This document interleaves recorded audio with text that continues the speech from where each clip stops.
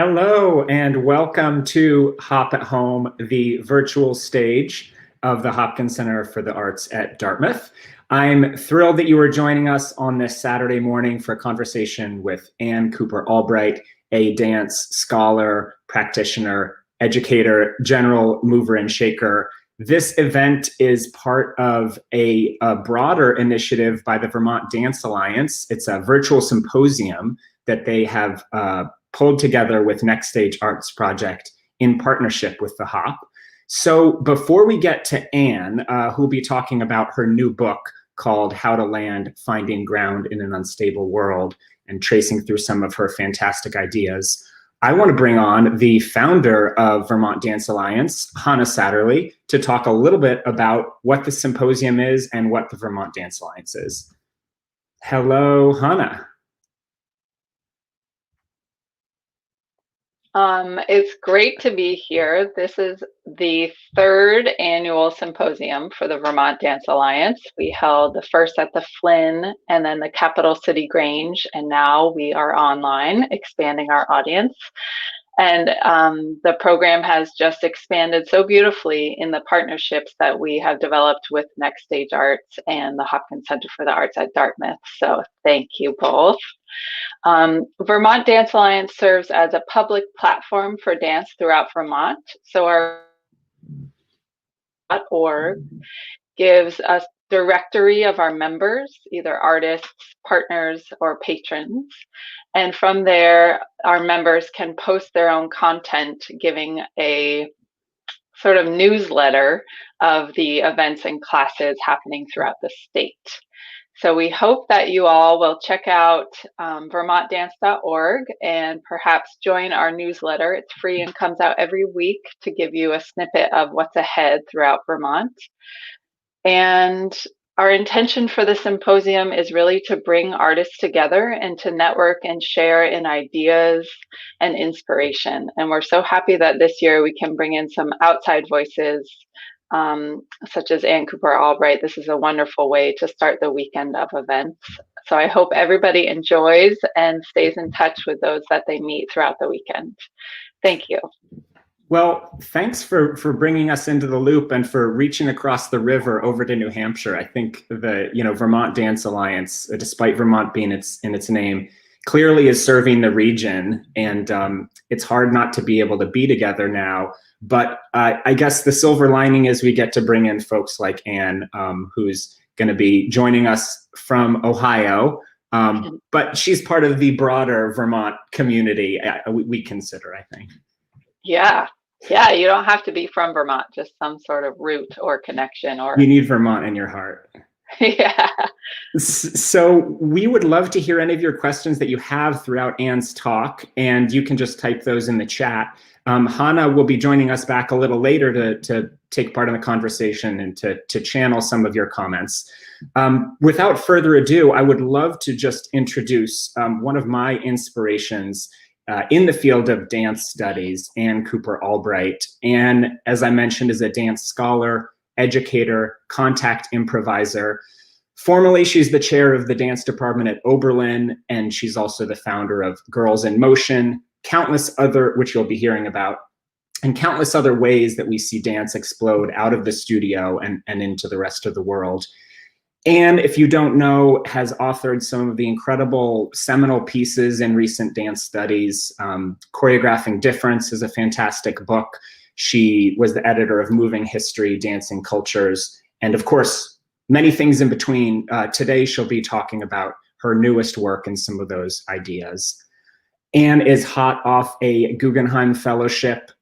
I got a chance to know her as the co-president of the Dance Studies Association. And that is another thing that I think dancers in the field should know about, a wonderful international service organization serving Dance Studies Association. Ann is a mover, a shaker.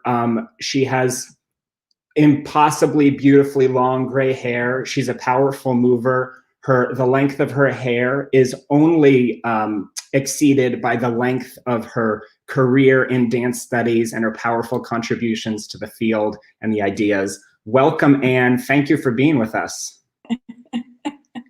Thank you for the introduction. It's lovely to be there. It turns out I'm still the chair of dance at Oberlin College. Until a few other people get tenure, I'll be the chair. But yeah, I felt so grateful to make the connections I've made through my long career in dance, both with dancers in workshops and earth dance and in Vermont at Putney, but also in something like Dance Studies Association, and then an earlier version, the Society of Dance History Scholars. So kind of, even though I'm very anti-screen, as you will find out while I talk, it is true that Zoom and the technologies that have become kind of easy for us to use now have allowed for this kind of exchange that's really amazing. So I thank you, and I'm honored to be in Vermont and New Hampshire. Well, let's just dive in. This book is really fascinating. It pulls from across many disciplines within dance studies and within psychology, neuroscience, embodiment studies, and pulls from your own experience as an educator and mover. I wanted to start just by asking you, what moment were you in when you felt like this book was necessary, and what were you trying to address by writing this book? I love that you use the term necessary, because I would say that this book, in all the different books I've written, that this book stands out for me because it had an urgency. It had a kind of necessity that was not so much an academic or a scholarly inquiry, but like an urgency that came from my body, an urgency that I was like, no, this has to change. Something has to happen. I got goosebumps just talking about that. So I would say, there are a couple different strands for me about this book. One, it was really came out of an improvisation I did the day after 9/11. So at Oberlin College, there are lots and lots of people who come from New York City. And, even though we weren't immediately affected, my brother was in New York at that time, and a lot of students' families were from New York. So we had, like the rest of the world, been watching these images over and over again. And I really thought to myself, how do I address this and still teach a class physically? Because I don't like, when there are crises in the world, I don't like to just go like, we're going to talk all the time, because they do that in other classes. So we kind of trusted, even though we had only been in class for maybe a week and a half, we trusted that we had enough. And we went out to the park in the middle of Oberlin, the town of Oberlin. There's a big town square, kind of like New England. You know how you all have town squares. And we started a group improvisation in which we were just standing and then rolling down slowly, and then coming to the ground and lying down on the ground and feeling the earth, and then rolling back up and feeling the relationship between sky and earth. And we did that on our own time while we were moving closer and closer together. So it was probably about a half an hour improvisation until we were all like right next to each other, kind of connected. And later, a friend of mine who has family in New York, who was living in Oberlin at the time, just said to me that just watching it made her feel better. So How to Land was, kind of thinking to myself, okay, what happens when we have all of these images of things falling apart? How do they affect our body, our neurology? Then another aspect of that was kind of thinking about, all of the headlines I collected before I did this book. I collected headlines, stock market's crashing, government's falling, taking a dive, like all of this kind of rhetoric in the paper. And then in 2010, I edited a collection of essays, and a student talked in one of her essays about this kind of fractured existence that she had and a sense of dislocation because she was addicted to the internet. And she was always kind of like somewhere else, like I'm in Shakespeare class, but my mind's somewhere else. I'm sitting at home, but I'm tracking the weather in Algeria kind of thing, so it's always somewhere else.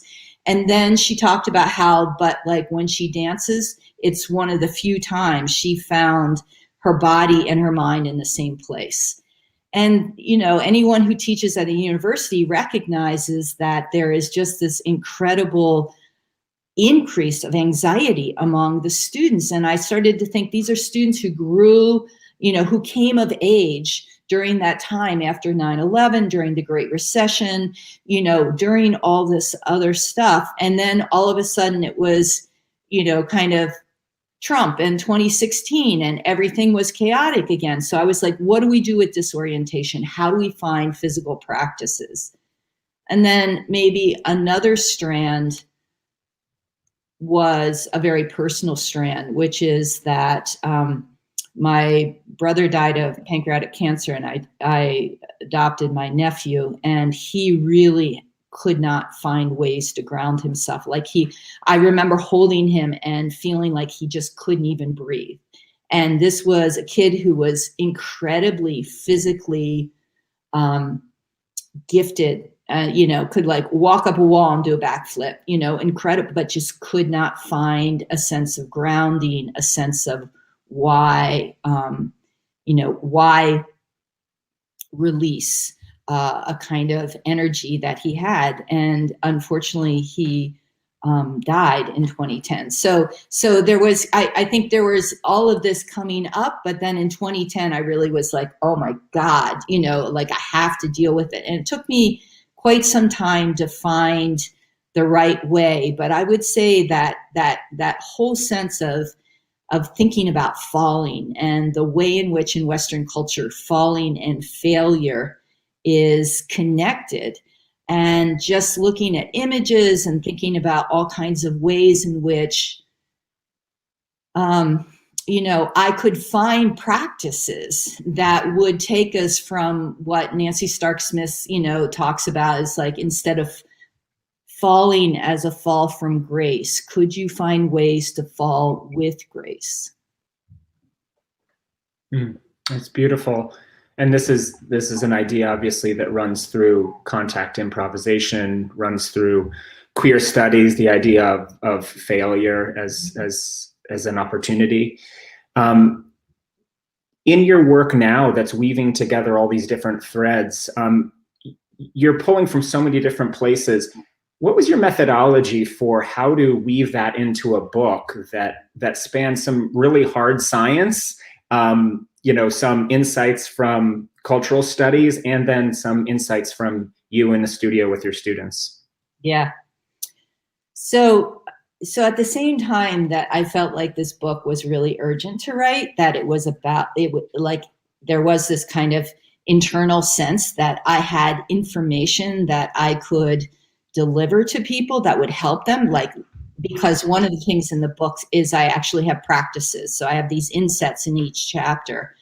At the same time, it was about the world and our bodies in the world. And that meant that I wanted to bring together, I talk about bringing together kind of somatics and politics. And that meant that I, had to read across the sciences and the kind of empirical experience of, our inner ear, and, how kind of, what are the studies about kind of brain actions and empathy, and, how do we think about visual senses, kind of perception, and the difference between proprioception and, visuality, and what does that mean, two-dimensional versus three-dimensional.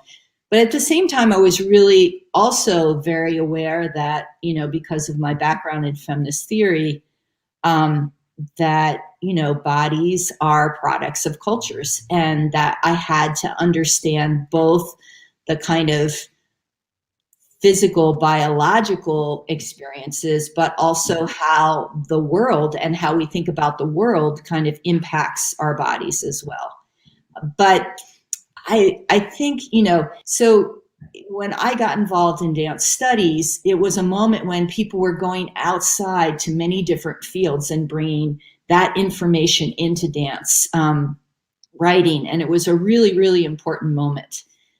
And I remember, just being in grad school and just being like blown away by, feminist theory, critical race theory, queer theory, like all these things, Asian performance theory, but also really feeling like it was deeply important to recognize that dance had its own ways of thinking that most people weren't willing to pay attention to.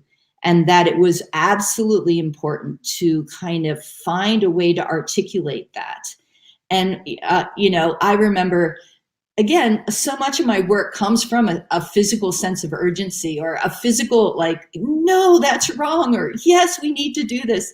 And I remember being in a class in feminist theories of representation, and it was all about visual. It was like films and da-da-da. And I remember thinking, like, in dance, no, like the body can break through that. There's a way in which the body can kind of refuse and diffuse and kind of intervene in some of these discourses.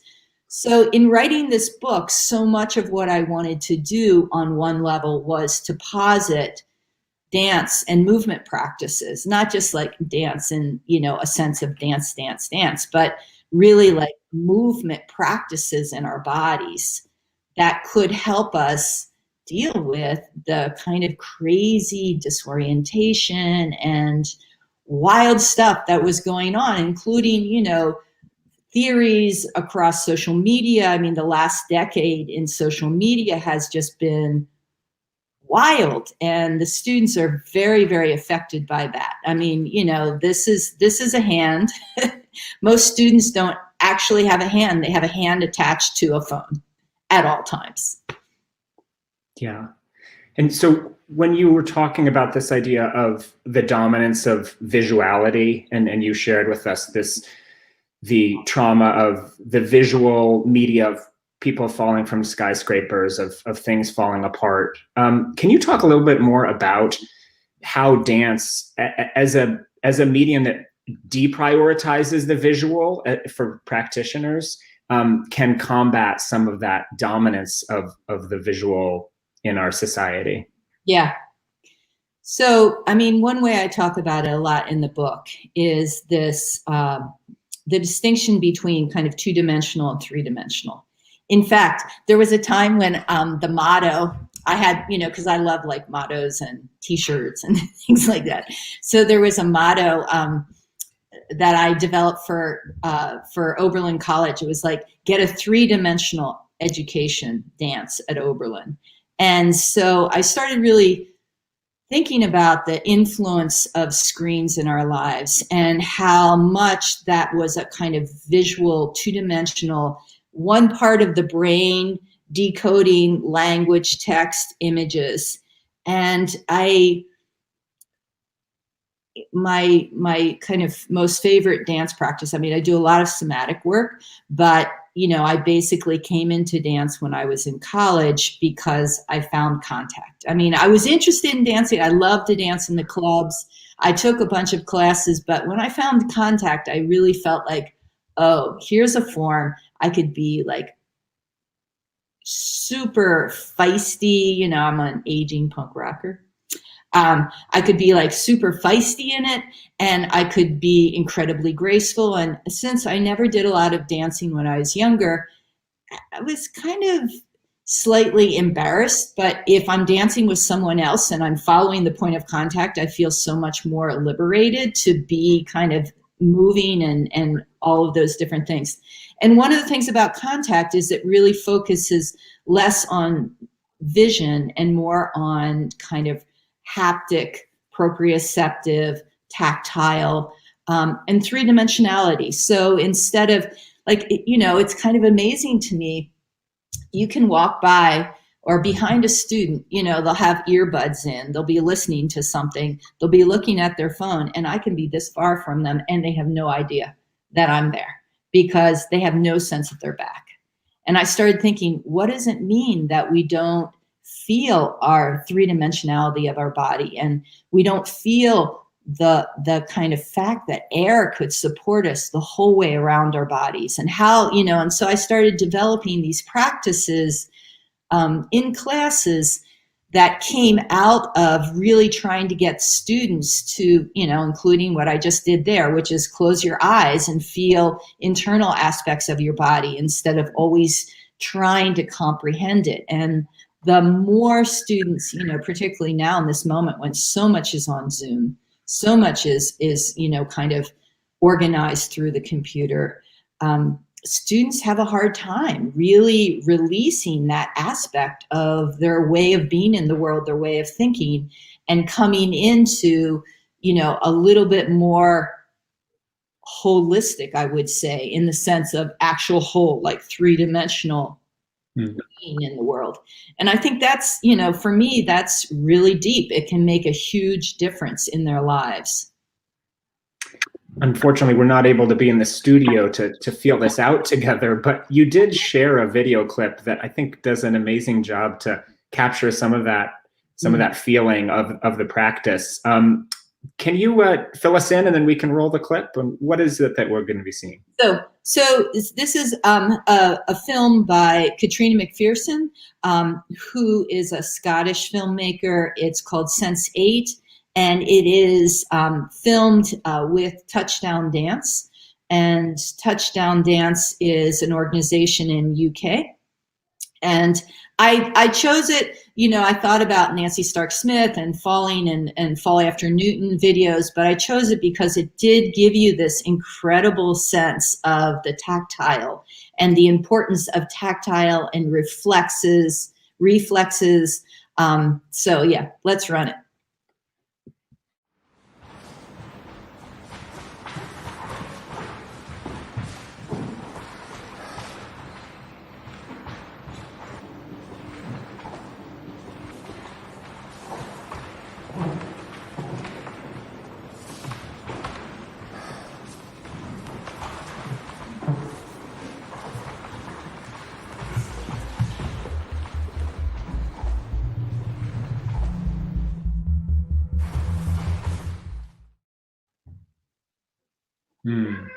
Yeah, really beautiful. So I don't like to say this until I don't like to say this until people have seen it, but I want to mention that Touchdown Dance is an organization that works with sighted and non-sighted dancers, and one of the things that's kind of amazing for me about Contact is that it is available to people with a lot of different kind of perceptual sensibilities, and also works very well because of the lack of it's not about visual image, it's about touch. So yeah, that's a great film. It's a very short film, but it's a beautiful film, and I think it's on her website. So thank you for sharing that.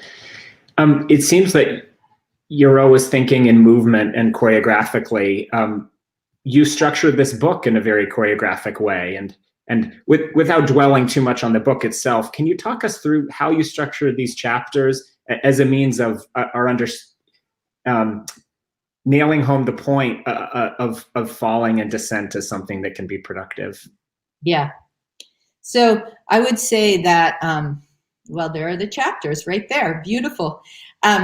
It took me a long time to find the structure for this book. I knew what I wanted to talk about, but I had a hard time finding the structure until I decided that so much of what I was interested in was actually detailing aspects of different stages of a fall. So when you fall from vertical to horizontal, from standing to lying on the ground, what happens? And so I did falling, that moment of falling and the kind of cultural implications of that, the sense of disorientation that happens, how within every fall there's a moment of suspension, that moment kind of before you actually start to build momentum. the importance of gravity and understanding how to land, the sense of resilience that can happen when you start to learn how to fall well, and it's no longer the scariest thing in the world. And then finally, connection. And the connection chapter is both connection to the earth, really sense of being grounded, but also, and I think by extension, the connection with other people. So yeah, those are the chapters. I feel like I need those written on a little business card to have in my pocket, so you could sort of say where am I at this moment with this relationship, with this project, with this artistic process. Well, what I love about the book, actually, and I, kind of helped design that step down, but then in each chapter, they echo that. So the chapter headline or the chapter title is, you always see where it is in the midst of these stages. So it's in bold, but they're kind of in lighter gray behind. So I like that. I like that, suspension isn't just its own thing, but is always embedded in this falling moment. And we've been talking a bunch, and I'm feeling the need to get a little bit inside of our bodies to kick off this symposium. You have these wonderful exercises embedded within the book itself. Would you be willing to take us through one of them? Sure, I'd be happy to. Eventually, I think we have a couple slides about Girls in Motion, but please, let's do that first, and then we'll get into our own practice. Talk to us about how your ideas manifest in your other work and political work and work in the community. We want to follow the slide in the background. So anyway, part of that sense of urgency that we talked about even before I was thinking about writing this book specifically was, again, to go back to that early example I gave in, grad school. I've always been very involved in feminist theory, but wanting to kind of highlight the importance of bodies in feminist theory, and not just bodies as an image or a metaphor or a kind of symbolic, but also physical practices. And so I became chair of gender studies in 2004. And at the very same time I was doing that, there was a lot of information coming out about the kind of what they called the confidence gap in girls when they went into middle school. And I felt as if I wanted to create some kind of practical experience for college students so that they could try to apply the theory they're learning in gender studies department to actual lives of kids or women. And we had a practicum component for a while, and then we got rid of it. So I kind of reinvented this program called Girls in Motion. And the other thing I was really interested in was, so I was kind of reading about this, but also seeing it because I was coaching my daughter's co-ed soccer team. And right when that soccer team, the girls in that soccer team, were kind of becoming adolescent. And I saw these girls who were, a year ago, super feisty, all of a sudden kind of pull back a little bit and become less engaged physically. And I thought, okay, this is what we need to do. We need to find a program that would really encourage and in a physical way, but also make it fun. It's got to be physical, but it's got to be fun. So this is a picture of so I started with middle school, by the way, but then we very quickly expanded into the elementary school. And here's a picture. We always have performances. It's really important because everybody kind of gears up. And then the most important thing, of course, is the punch and cake after the performance. But this is an example. And the public schools at Oberlin is historically very diverse. It was a surfacing area from the Underground Railroad. So we have a large and historic African-American population. And yet the school systems are very much kind of like mini urban school systems. 1 in 5 kids have a learning disability. Over 50% of the kids are on kind of free lunch programs. So there were a lot of things where I felt like, okay, so we have this wonderful resource in the college, but there are a lot of kids for whom, you know, they don't get after school dance classes or music lessons or things like that. So I wanted to kind of find a program that would appeal to lots of the kids in the public school.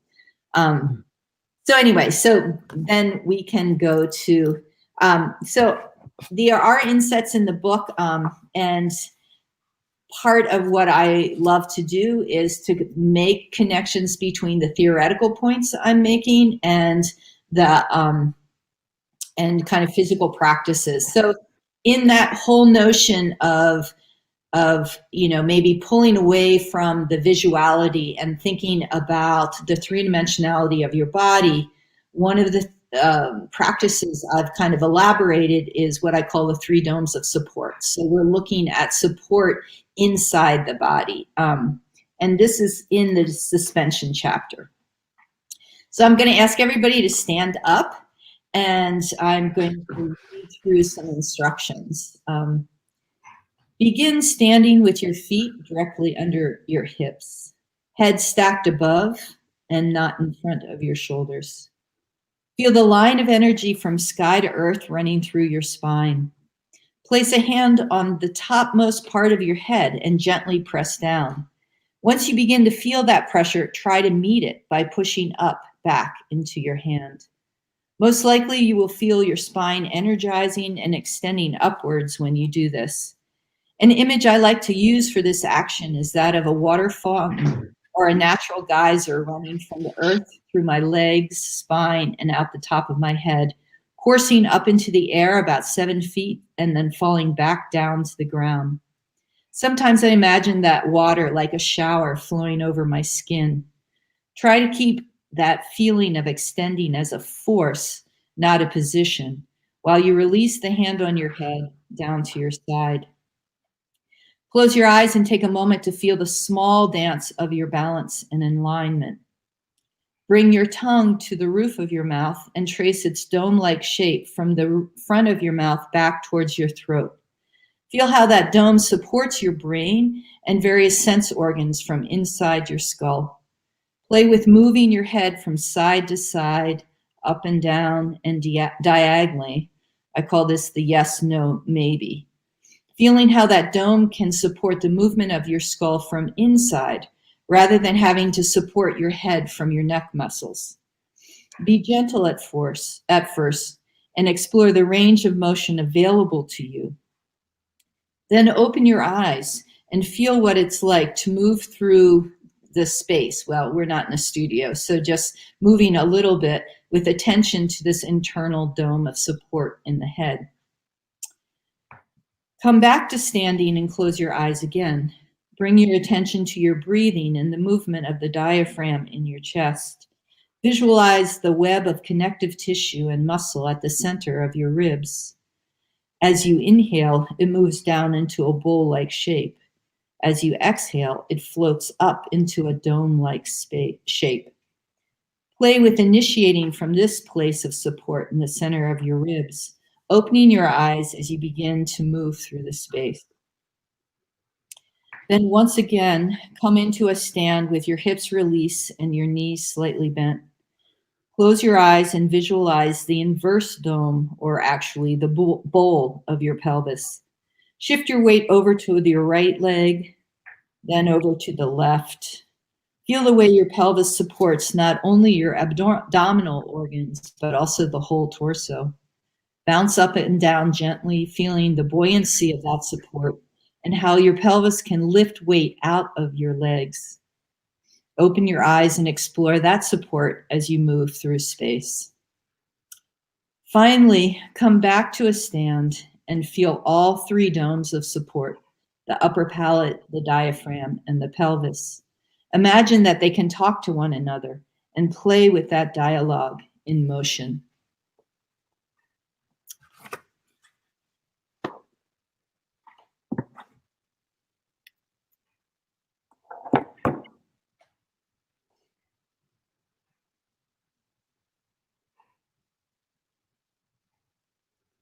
So I'll say that I use that exercise. I mean, so I'm reading it and talking you through it, but I'm also kind of feeling it in my own body.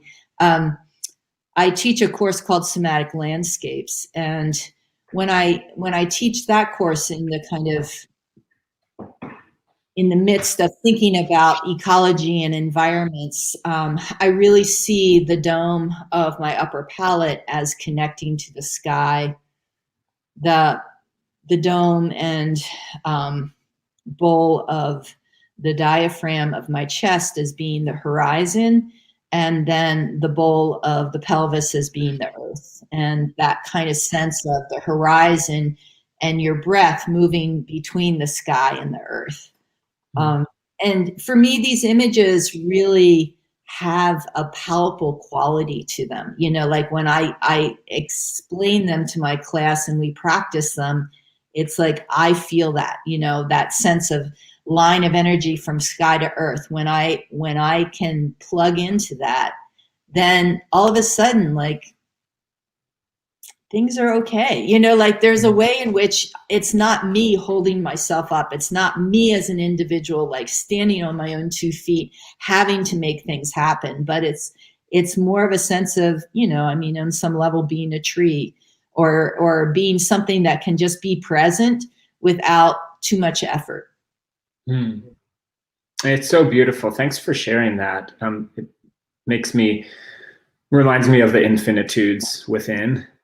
And thinking about how dominant the notions of the skeleton are for most humans and Americans. It's all about this sort of brittle structure, and that's what holds us up. It's nice to be supported by these other things and other ways of thinking about the body. Yes, love the dome exercise. Of course, there's more that your work touches on, Anne, but I do want to bring Hanna back in and just have a little bit more of a free-form conversation with others who are here as well. So, Anne, thank you for that. And I'm sure we'll get to some other stuff. Welcome back, Hanna. Thank you. Hanna, listening to Anne and some of these notions that are just teasing and touching on, did anything come to mind for you? Yeah, I was struck by the description in your book, Anne, of the piece you choreographed where you were the final image circling up a ramp and then jumping off. And you said that the moment of the lights going out was very important. So the last image was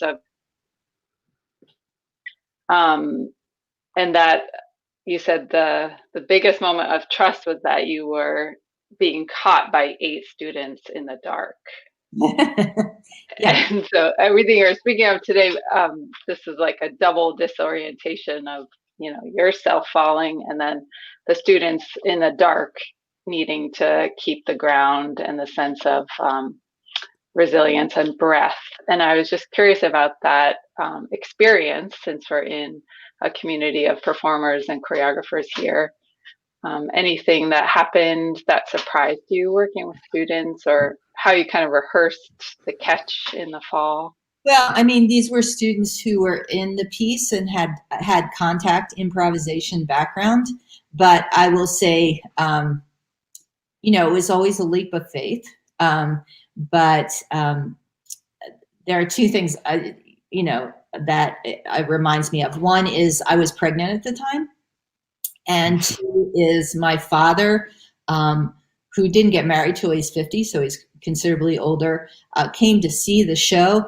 And this was kind of a final moment, it was meant to be a kind of surprise moment, but I had to tell, I was like, I have to tell him that, what's happening here, he'll have a heart attack.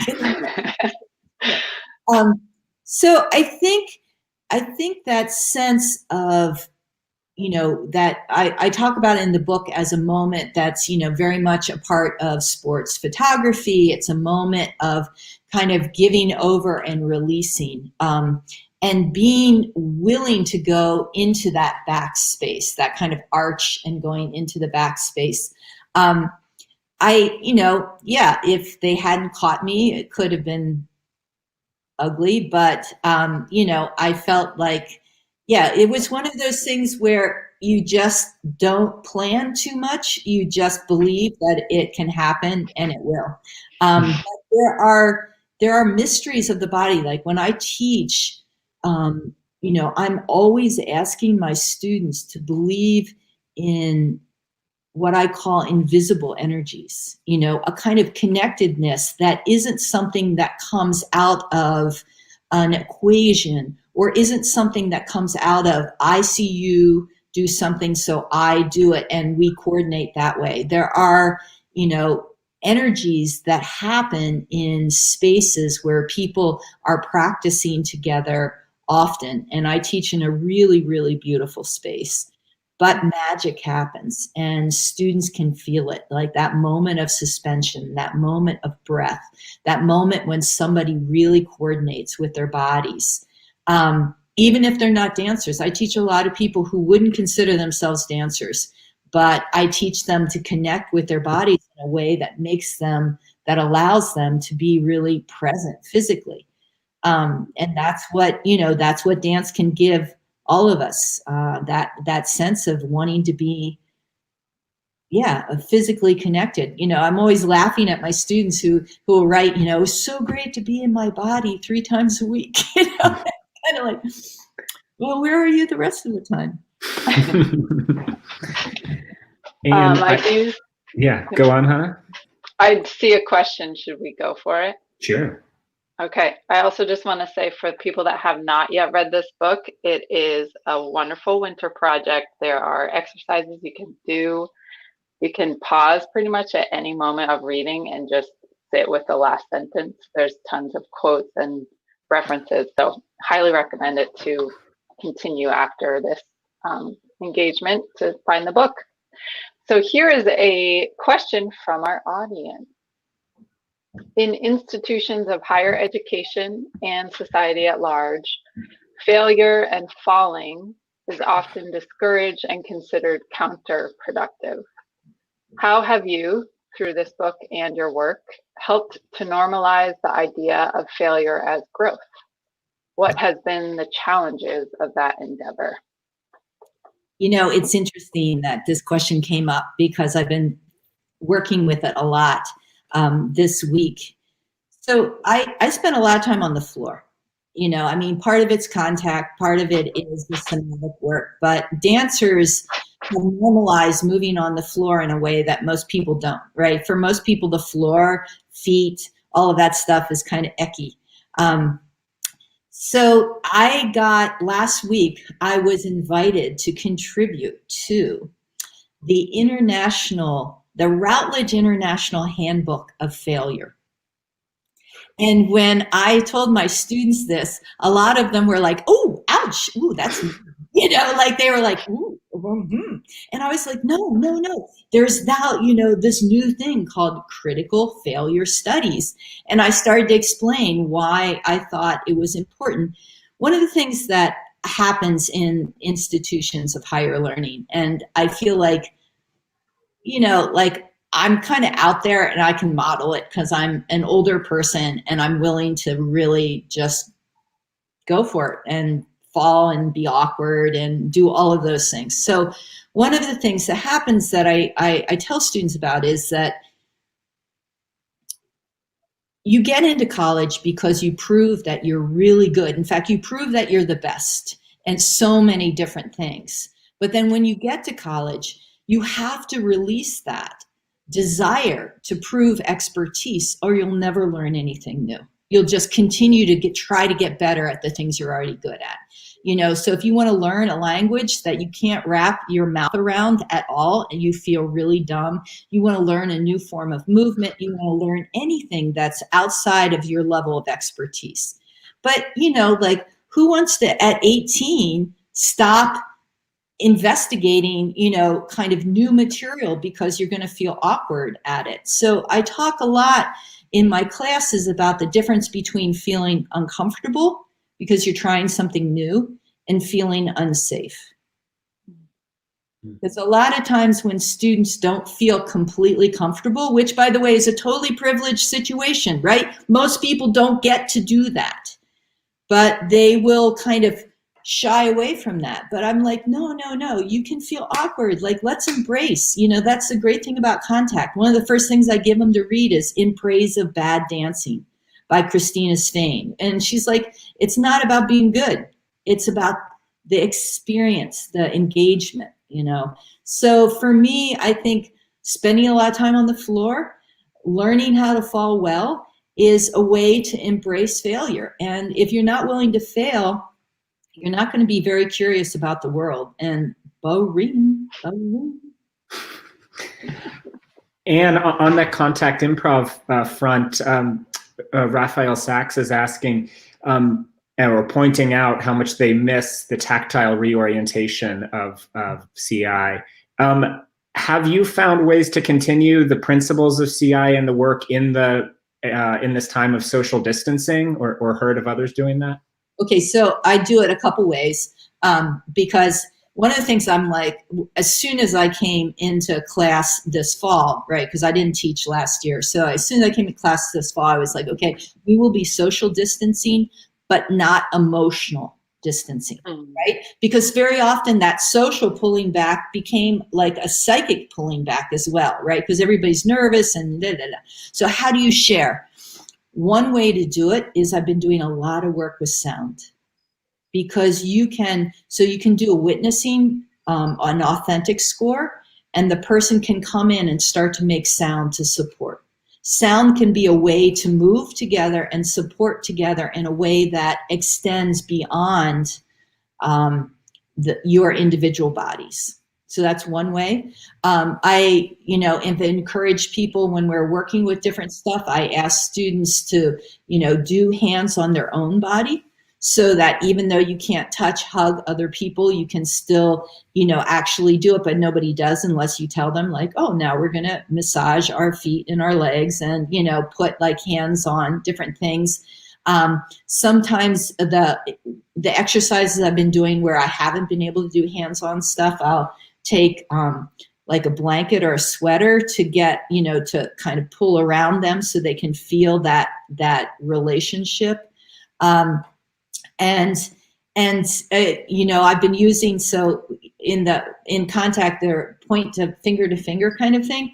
So I've been using 6-foot long string yarn and having them work with guiding one another with their eyes closed. One person eyes open, one person eyes closed. So kind of that sense of tactile and that awareness comes through that distance. So those are, those are just ways that I've kind of invented to keep some of that sensibility and perceptual learning happening, even though we can't be in physical contact. Good pro tips for the moment. We probably have time for one more question or vector. Hanna, was there anything on your mind? We have one more from Denise Townsend. Wondering if you could share your thoughts about the cultural experience we are currently in as togetherness continues to feel esoteric. Yeah. So, I think that one of the things, I kind of mentioned this just a moment ago, I think that one of the things I've been really thinking about spending time investigating is how the kind of, how our bodies have like been, this moment of disease, of infection, of, kind of all of that stuff that they've closed our bodies off. And I talk about this in a different context in the book. But so how do you keep your skin available to the world instead of closing it down when the skin becomes the barrier between disease and your body, or things like that? So how do you kind of keep opening yourself up, even though we're masked, even though we have to have distance? Is there a way to engage and physically extend yourself to that person who's 6 feet away? How do we, when we walk, like I was walking my dog a lot, when we were in lockdown, and, so you immediately cross the street if somebody comes, or you circle around. How do you do that in a way that doesn't send the message that you're bad, you're other, you're, the disease or the potential infector, and still says like, we'll be safe, but we are going to really still connect across space, rather than kind of shrinking into yourself. And so I just, I feel like I need to keep my body open and extend my love and my connectiveness out further and further and further. And so it's a physical practice for me. But what I see very often is I see, students who've been like this, they're kind of curled in, this whole, I'm a big believer in like, open your armpits, keep this part of your body really extended out, instead of shrinking down to whatever square screen you have to connect, So even when I'm on, a phone call or a Zoom call, I try to like be like, here I am, I'm physical, I'm connecting with you, rather than allowing that screen to kind of take my body into just a visual point. It's a wonderful challenge. Anne, thank you for giving us all of these things to think and move through. It's a great project, as Hanna put it, for winter, and hopefully a good way to kick off this symposium. Thank you so much for spending time with us, Anne. And Hanna, thank you for the organization you're running and your leadership in the region in keeping dance alive in this moment. I'm back at you, Michael, and it's wonderful to meet you, Anne. Yes. Thank you both. Yep. Thank you. All right. Bye. Enjoy the day. And for those of you who are still interested in continuing this today, there are many opportunities through the symposium the Vermont Dance Alliance has pulled together with Next Stage Arts Project and the HOP.